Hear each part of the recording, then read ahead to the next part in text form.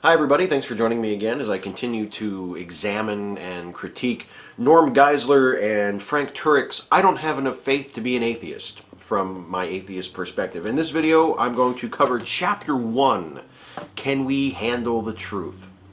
And as you may expect from that subtitle, Geisler and Turek actually begin the chapter by quoting the entire "You Can't Handle the Truth" exchange between Tom Cruise and Jack Nicholson in A Few Good Men. I mean, they quote like 10 lines of that scene, from Cruise's character saying, "Did you order the code red?" all the way down to Nicholson yelling, "You can't handle the truth." That's like most of the first page of the chapter is just a transcript of that very well-known scene from a film. And they observe that Nicholson's character, Colonel Jessup, could have been yelling at America in general when he delivered that immortal line, "You can't handle the truth," since although we expect to hear truth in almost every area of our life, from our loved ones, from doctors, from the courts, from the news, etc., we aren't interested in the truth, say Geisler and Turek, about religion or morality. Quote, "Why do we say that's true for you but not for me when we're talking about morality or religion, but we never even think of such nonsense when we're talking to a stockbroker about our money or a doctor about our health?" Careful, fellas. It's questions like that that turn me into an atheist. Just want to give you a fair warning here. Geisler and Turek assert that most people reject the notion of religious and moral truth because they don't want to be held accountable.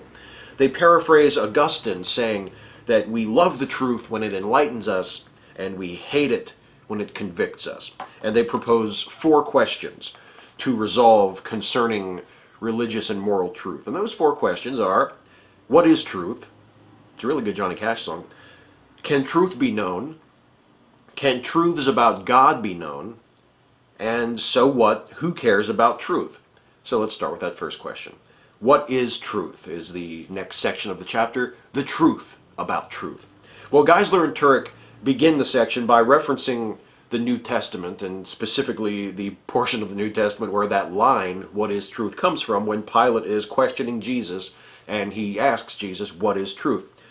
Truth is defined here by Geisler and Turek as telling it like it is, or when a description of something matches the actual state of that something. And they say, quote, "Pilate's judgment was true because it matched its object.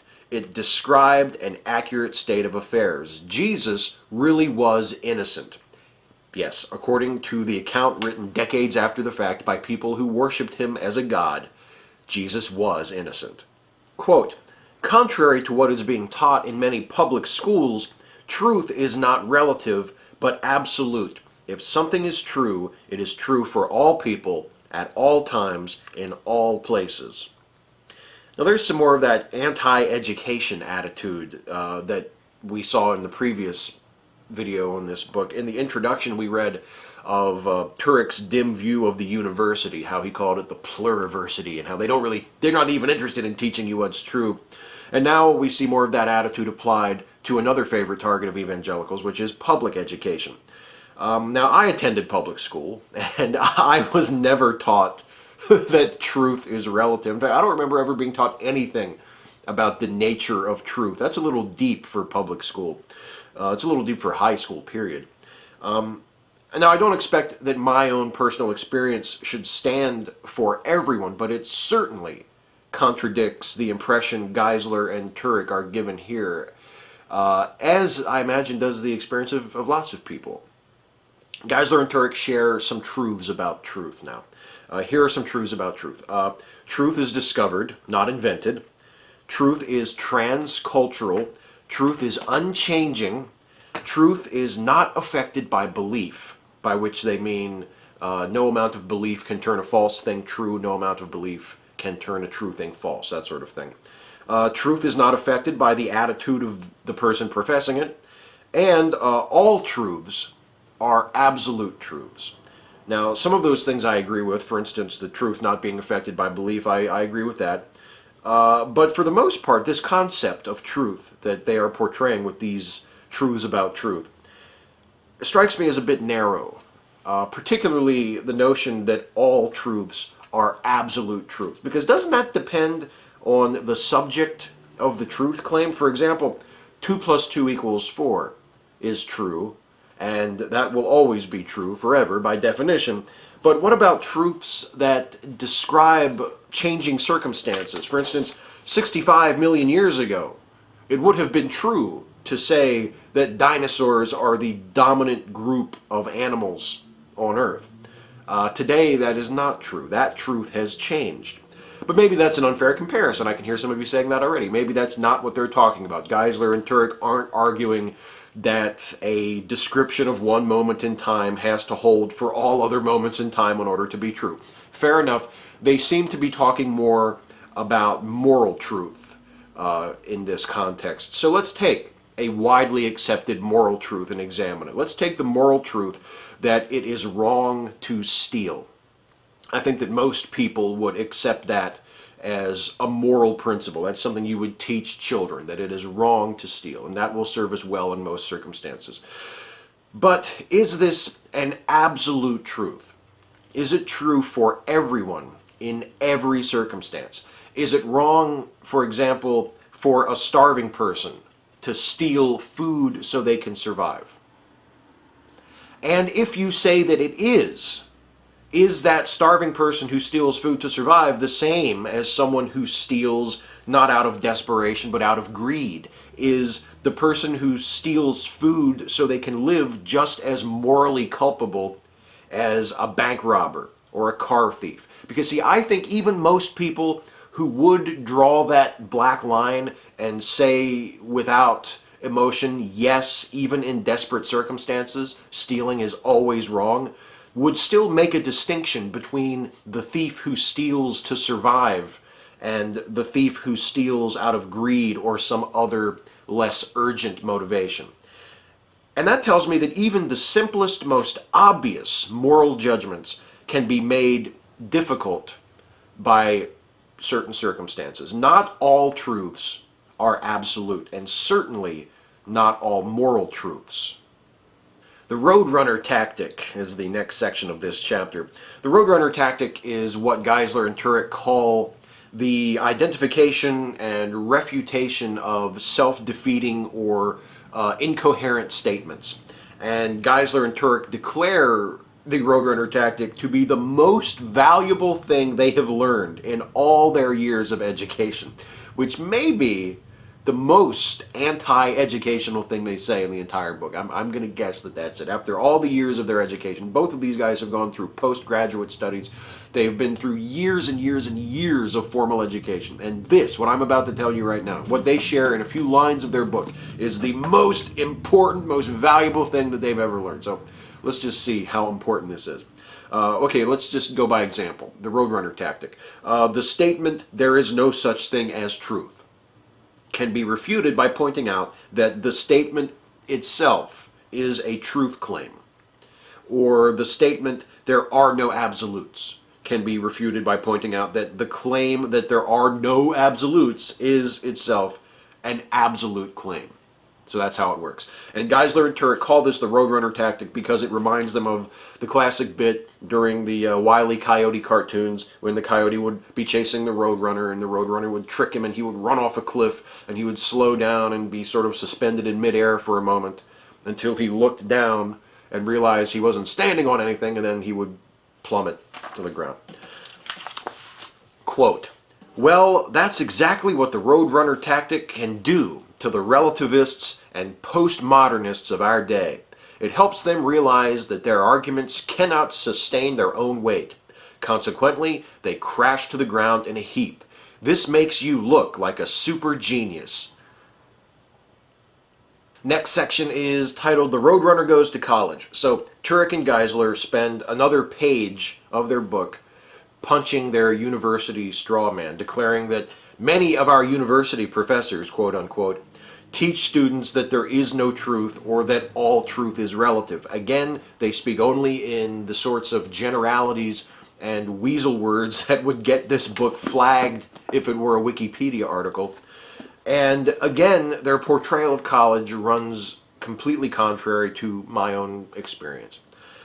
Turek and Geisler also blame the teaching of moral relativism in public schools and universities for school shootings and for teenage mothers abandoning their children in trash cans. Now, does anyone want to make bets? We'll start a pool on how long until they blame secularism for Hitler. We'll just see. It's probably coming pretty soon.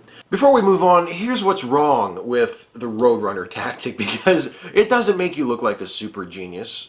Depending on how you employ this tactic, it can make you look like kind of a dick, actually. So, first and foremost, this tactic is designed to end a conversation, not to begin one or continue one, as Geisler and Turek are presenting it here. If someone says to you there are no absolutes, and you respond with, "Is that an absolute?" you're resorting to what is essentially a rhetorical trick, rather than attempting to understand what the other person believes or why she believes it. And the logic of the statement, the contradiction you're pointing out may be valid. It is true that there are no absolutes is an absolute statement. That it's true. You're right to point that out. But it doesn't really get you anywhere in the conversation. It functions mostly just to shut the other person up. Imagine that I say to you, "You're in denial," and you respond to me by saying, "No, I'm not." And I say to you, "Aha, see? You're even in denial about being in denial." We're just going around in circles. It's no way for adults to carry on a serious conversation. And don't get me wrong, I'm not saying that there's no value whatsoever in recognizing and pointing out contradictions in a statement of belief. Obviously, atheists do this sort of thing all the time.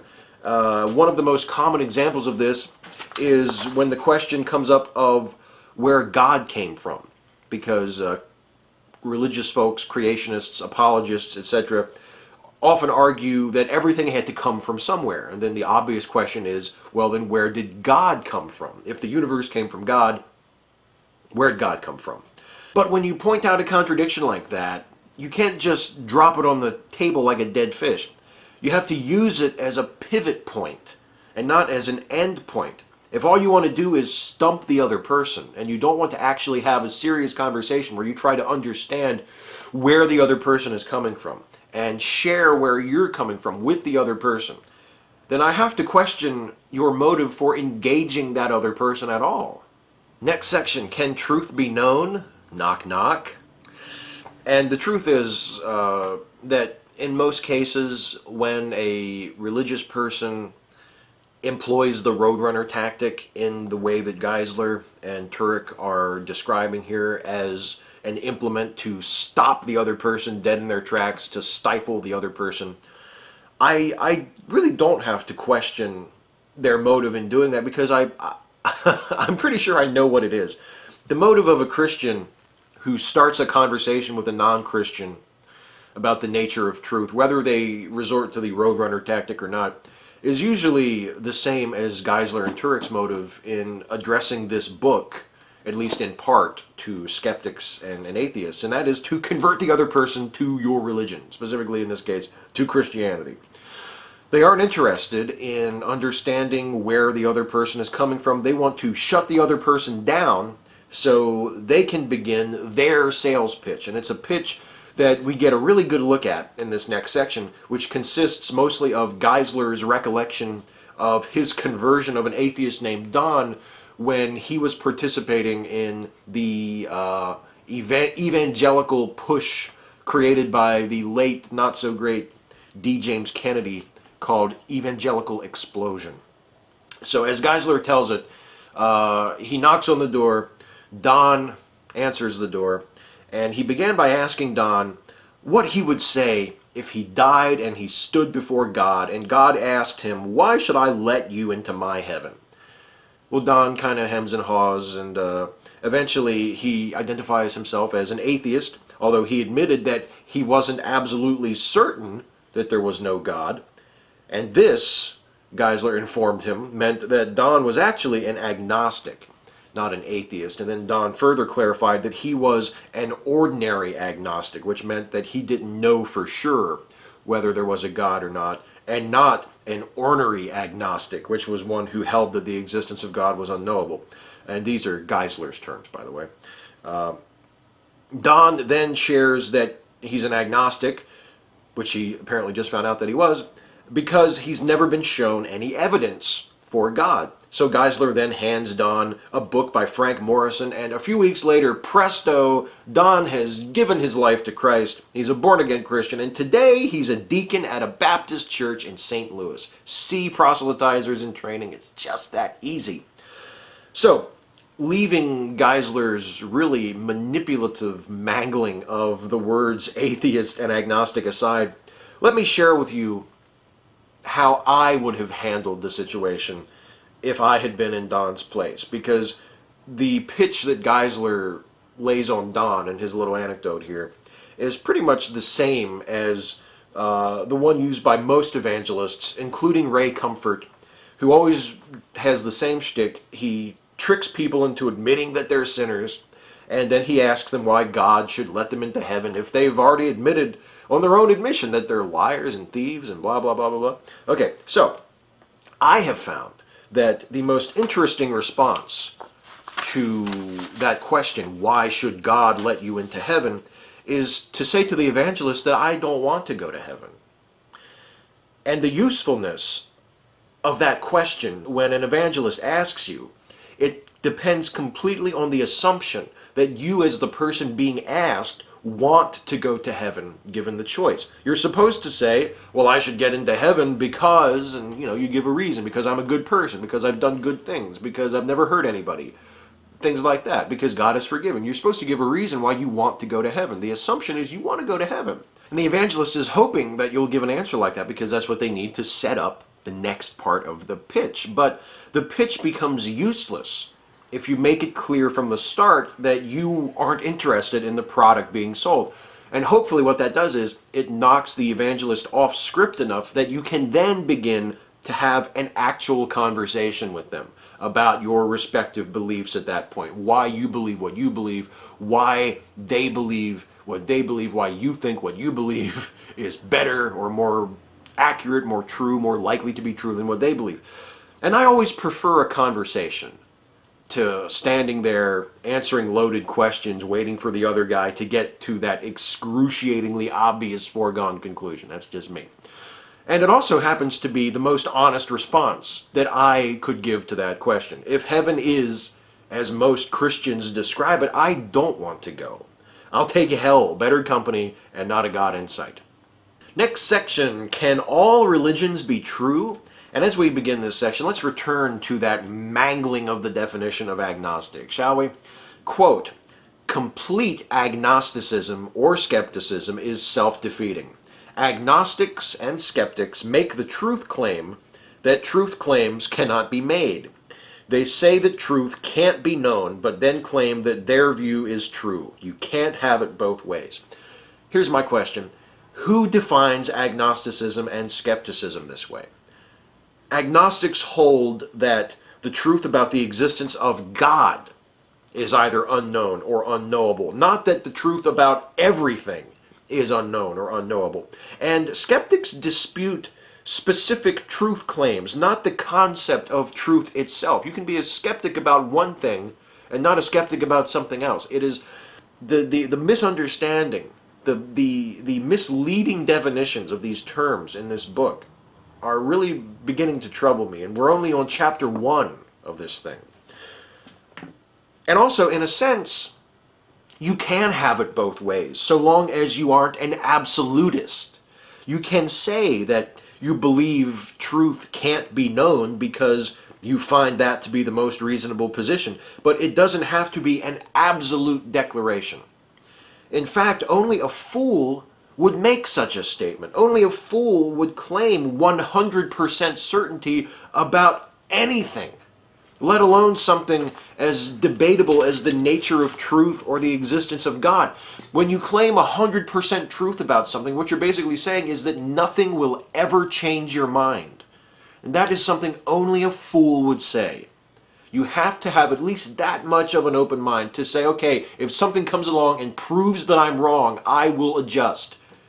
If you say you're 100% certain, you are denying that. That is an absolutely foolish, ignorant thing to say. And no wise, intelligent, thoughtful person would ever say that. Despite what Geisler said to Don, an atheist is not one who believes with total certainty that God does not exist. An atheist is one who assumes God does not exist, who has concluded that God does not exist, but you don't need to claim absolute knowledge to be an atheist. And defining agnosticism in absolute terms in any way is one of the most ridiculous, not to mention wildly misleading things I've ever heard. The acknowledgement of uncertainty is the very essence of agnosticism. To define an agnostic as someone who makes any sort of absolute claim is to misunderstand the term. Anyway, Geisler and Turek point out that every religion cannot be true because the claims of these various religions often contradict each other, and they dispute the idea that all religions teach basically the same thing. And on those points, I completely agree with them. Geisler and Turek then complain about religious tolerance in America today, and they say, quote, "You're supposed to be tolerant of all religious beliefs, and in our culture today, tolerance no longer means to put up with something you believe to be false. Tolerance now means you're supposed to accept every belief as true." Again, a point of agreement, but a very qualified one. They have a problem with the idea of tolerance being defined as having to accept every belief as true, and so do I, although I think that they are grossly exaggerating the problem. I don't think this form of everybody's right and nobody's wrong thought about religion is nearly as prevalent as Geisler and Turek are making it sound, and their tone in that quote is very reminiscent of the sort of woe is me Christian persecution complex that you expect to hear from, say, David Limbaugh, who wrote the foreword to the book. Anyway, Geisler and Turek spend the next 2 pages of the chapter huffing and puffing and throwing their shoulders against this open door, arguing for religious freedom, but arguing against the idea that religious beliefs should not be questioned. Again, I agree, absolutely, I agree completely. Religious beliefs should be questioned. They are not off limits. And I dare say most people who will read this book, regardless of their own personal beliefs, feel the same way. They may not feel that way about their beliefs, but they certainly feel that way about other people's beliefs, that it's appropriate to question religious beliefs. Religious tolerance means that you have the right to believe what you wish, but it doesn't mean you have the right to have your beliefs go unquestioned or unchallenged. And I must say, and again, this is just purely my own experience, that most of the people I have known who have bristled at having their religious beliefs challenged have been Christians, who probably have beliefs more or less identical to those of Norman Geisler and Frank Turek. Geisler and Turek argue that the plurality of religious beliefs that we find in the world tells us not that the truth about religion cannot be known, but rather that there is a truth that can be known if only we are able to see it from the right perspective. And to illustrate this, they bring up the parable of the blind men and the elephant. Now, they also mentioned this as an example in the introduction, although I didn't mention it specifically in my commentary on the introduction in the previous video. And the parable of the blind men and the elephant goes that there are 6 blind men, and they're all examining an elephant with their hands, and each one of them grabs a hold of a different part of the elephant, and they deduce that the elephant is a different thing based on the part of the elephant that they happen to have in their hand. So the man holding the tusk thinks that the elephant is a spear, the man holding the trunk thinks the elephant is a snake, the man holding the leg thinks the elephant is a tree, etc. Geisler and Turek suggest that the best person to ask about what the elephant is not any of the 6 blind men, but rather the person who is telling the parable, because he has an objective view and can see what the elephant is. Quote, "We too can see the truth in religion. Unfortunately, many of us who deny there's truth in religion are not actually blind, but only willfully blind. We may not want to admit that there's truth in religion because that truth will convict us. But if we open our eyes and stop hiding behind the self-defeating nonsense that truth cannot be known, then we'll be able to see the truth as well. I really don't think that the biggest barrier standing between skeptics and Geisler and Turek's version of religious truth is the notion that truth is unknowable. I know personally, as an atheist, I believe that truth is knowable within a reasonable doubt.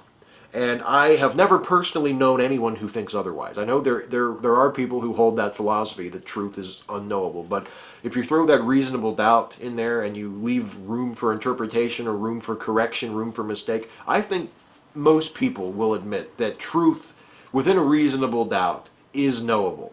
Because otherwise, how are you able to function in life? You have to be able to have some degree of confidence that what you think or what you know, what you see is true, or else you will be unable to function in the world. I also think, just as a note for for Geisler and Turek, that you don't believe because you don't want to believe is not a very persuasive argument. It may be true in some cases, no matter what the belief in question. I think it's probably true for many people who profess a religious belief, that they only cling to that belief out of wishful thinking or out of the fear that it isn't true and what would happen if it isn't true. I know that's certainly the place I was at for a very long time before I began identifying as an atheist.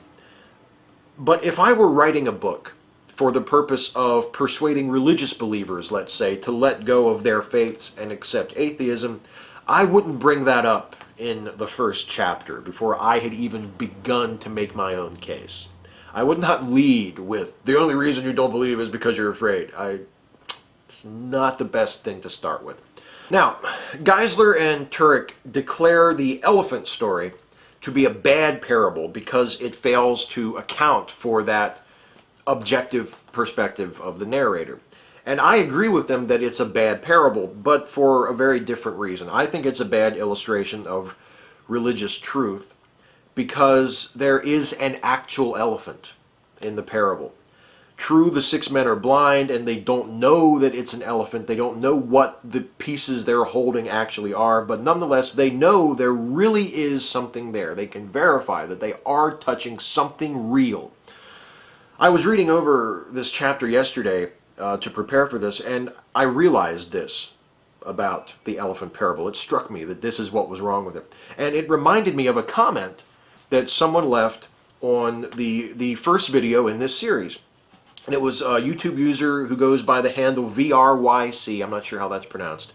And VRYC said this, quote, "If religion had anything to do with fact, over time it would reach consensus. This is the nature of facts, that they associate with reality and therefore truth." In other words, if there really was an elephant, it would only be a matter of time before the 6 blind men figured it out and came to an agreement about what it was they were touching. This is an incredibly insightful comment. The guy holding the trunk would say to the guy holding the leg, "Hey, come here, does this feel like a tree to you?" The guy holding the ear would say to the guy holding the tusk, "What I've got feels like a leaf, not a spear. Come feel for yourself." And eventually, even if these blind men had no idea what an elephant even was, they would realize that they were not holding a rope or a leaf or a spear or a snake. They would discover that they had been touching a creature with aspects reminiscent of those things, but that was not actually any of those things. And they would discard their old beliefs about what it was, and they would come to an agreement based on all of their observations about what it actually was. Because they were all dealing with the same real elephant, this would not only be possible, but given enough time, it would be inevitable. They would have to reach a consensus about what the elephant was, about what they were touching. So, yes, the elephant parable is a bad parable. Not because it fails to account for the objective narrator, but because it claims to be an illustration of how we perceive religious truth while missing what seems to be the ultimate religious truth. There is no elephant.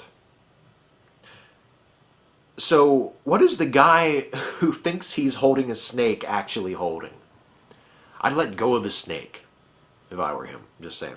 So that is it for Chapter 1. I will be back in the next video in this series to take a look at Chapter 2. And Chapter 2 is subtitled, Why Should Anyone Believe Anything at All? Well, guys, don't be like that. It's early. So that is it for this video. That is it for Chapter 1. I'll be back next time for Chapter 2. As always, thank you so much for watching. Please leave a comment on this, engage, ask a question, make a point, tell me where I was wrong, tell me where I could have made a better point. Engage, engage, engage. Whether you are an atheist or a Christian or a member of one of the many, many other categories, I look forward to hearing from you. I look forward to reading your responses and having a conversation with you about this. And I will see you in the next video in this series for Chapter 2. Thank you so much for watching.